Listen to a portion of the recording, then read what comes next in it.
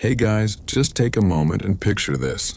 You're standing by a medieval harbor, the salty wind brushing your face, the wooden masts creaking above you. You've decided to step aboard one of those old ships, nothing like the sleek steel giants of today, but a rough, uneven construction of oak and pine, hammered together by hand. As your feet leave the solid stone pier and touch the gangplank, you can feel it shiver under your weight, swaying ever so slightly above the water. With one step after another, you cross from the safety of land into a world that is about to swallow you whole. The first thing you notice is how narrow everything feels. The ship doesn't stretch wide like a floating city. Instead, it seems cramped. Every plank and every nail placed to maximize space rather than comfort. As you step onto the deck itself, the boards creak with age and dampness. The smell rises immediately, a mix of salt, tar, and wood that has been soaked and dried 1,000 times. Sailors move around you briskly, shouting orders in a language of ropes and sails, nodding to each other as they pull at lines, coil thick hemp and check knots. To you it feels like chaos. To them it is rhythm, a dance they have done countless times. You try to look around, adjusting your balance, because the ship is already in constant motion. Even while tied to the dock, it sways gently with the water, rocking you left and right. You grip a nearby rail, surprised at how rough the wood feels, beneath your palm splintered. From years of use, sticky from tar that never quite dries, it clings to your skin, and for the first time, you realize this ship is not clean, not polished, but a living, groaning, working machine of survival. At the bow you see the carved figurehead, worn smooth by wind and spray, a silent guardian leading the way into seas both known and unknown. Ropes hang like giant spiderwebs stretching from mast to mast, while sails flap and snap in the wind. Above, the rigging looks impossibly high, like a forest of lines stretching into the clouds. A sailor clambers up with ease, bare feet gripping the ropes, his balance perfect. You tilt your head back, dizzy at the sight, imagining what it would be like to climb so far up, the whole world tilting beneath you. The harbor itself feels like it is slipping away already. The cries of gulls echo in the air, their wings glinting white against the sky. Merchants call from the docks, haggling over goods, barrels rolling, crates slamming onto wooden planks. But once you're aboard, you begin to sense a separation. Land is land and ship is ship. The line you crossed is more than just wood underfoot. It's the line between safety and exposure, between certainty and the endless unknown. You glance toward the crew. Their faces are weathered, browned by sun and salt, their hands thick with calluses. They barely notice you now, for they are busy preparing for departure. A few glance your way with an expression you cannot quite read. Is it pity? Amusement? Or perhaps just the dull acceptance of one more land dweller, about to learn how harsh the sea can be? Someone shouts, and suddenly the energy shifts. Sailors rush to cast off lines, heavy ropes splashing into the water as the last ties to the dock are released. The ship sighs, groans, and then begins to drift free. Slowly, almost reluctantly, the land falls behind you. The shouts of merchants fade. The smell of land, of earth, of markets, of smoke from hearths dissolves, leaving only the sharper tang of salt water and seaweed. You look down again at the deck beneath you. It's wet, slick with both spray and the residue of past voyages. Your boots slip slightly, and you realize you will have to learn quickly where to step, how to keep your balance or risk falling hard on these unyielding planks. The deck itself is low, almost claustrophobic, the rails only waist-high in places. One wrong step in rough weather, and nothing would stop you from tumbling into the waves. The realization is unsettling, but you cling tighter to the rail, forcing yourself to breathe slowly. The ship lurches slightly as the sails catch the first true gust of open wind. The canvas snaps bellies out, and with a groan of timber the vessel begins to move in earnest. The dock shrinks further, the figures on shore waving or shouting their last goodbyes. You are now no longer a visitor on a stationary ship. You are part of it, bound to its fate, its direction, its fragile wooden body floating on something far larger than yourself.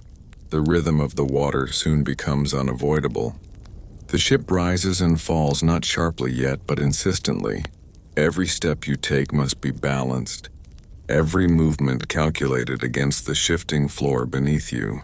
At first you find it difficult, your stomach tightening with unease, but the crew walks with practiced ease, as if the boards themselves were steady stone beneath their feet. One laughs as you stumble slightly, but not cruelly, perhaps knowingly.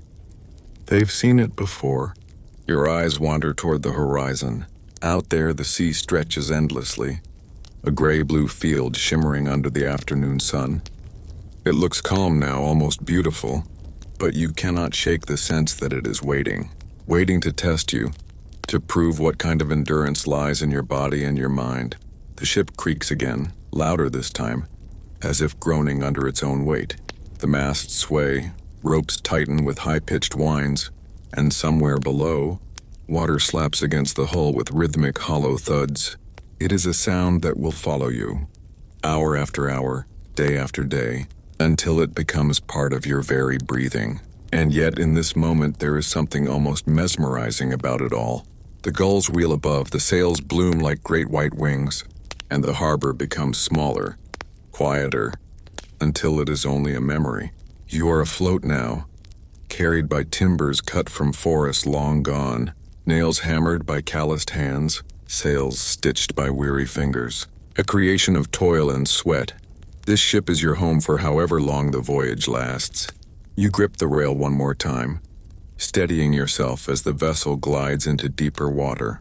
The land disappears behind you, and with it, the comfort of stone streets and familiar scents.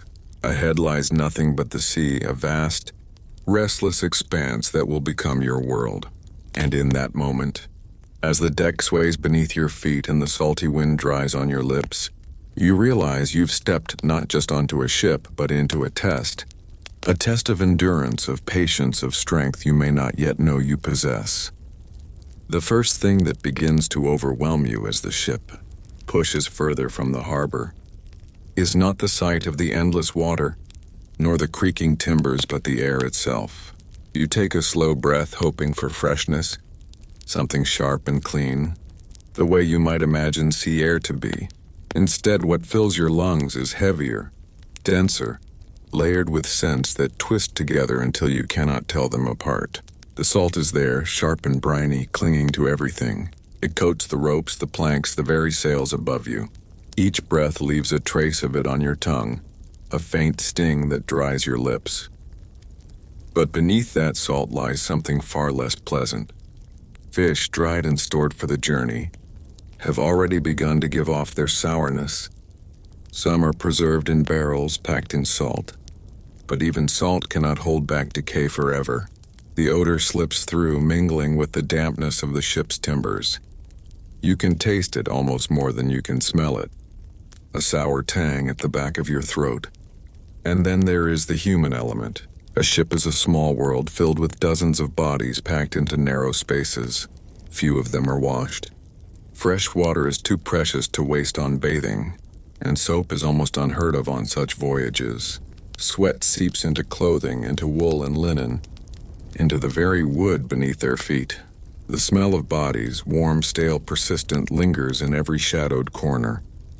When the wind shifts, it carries this scent upward, into your face until you cannot escape it. You wander closer to the hatch that leads below deck, and the odor grows stronger. Down there in the dim belly of the ship, the air has no room to move freely. It hangs heavy, trapped, layered with dampness, and the constant exhalation of men trying to sleep or simply endure the voyage. You hesitate at the top of the steps, already feeling your stomach tighten, the weight of that thick air pressing down. The smell is not just unpleasant, it is oppressive, a reminder of how little separation exists between you and everyone else aboard. A sailor brushes past you carrying a bucket. He empties it over the side without ceremony, and the sour contents splash into the sea. Waste, human and otherwise, is handled with little thought.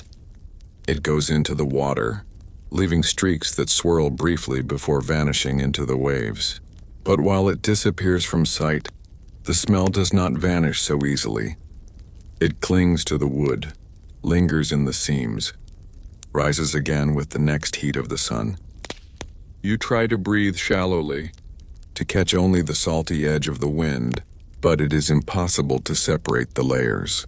The sea and the ship and its people have fused into one continuous odor. It is not simply one smell, but dozens: fish, tar pitch, sweat, waste, damp wood, and mold that grows in corners where the sun never reaches. Together they weave into a fabric of stench that settles into your hair, your skin, even your clothing. After only a short time, you realize you are carrying it with you, as much a part of you now as the rocking beneath your feet. At first, your mind rebels against it. You think of fresh fields, of smoke from a hearth, of flowers or herbs crushed in the hand. But those memories already feel distant, fading as the sea asserts itself. Here the ship decides what you breathe and you cannot change it. Slowly, reluctantly, you accept that this is your new atmosphere, as inescapable as the sky above. Even meals add to the assault. When barrels are opened, when salted meat is dragged out, the smell intensifies. The meat is tough, gray, its surface filmed with a greasy layer. The sailors hack it into chunks, toss it into pots, boil it until the water turns cloudy. The odor fills the deck, and though hunger forces you to eat, each bite seems to carry with it the sour ghost of decay.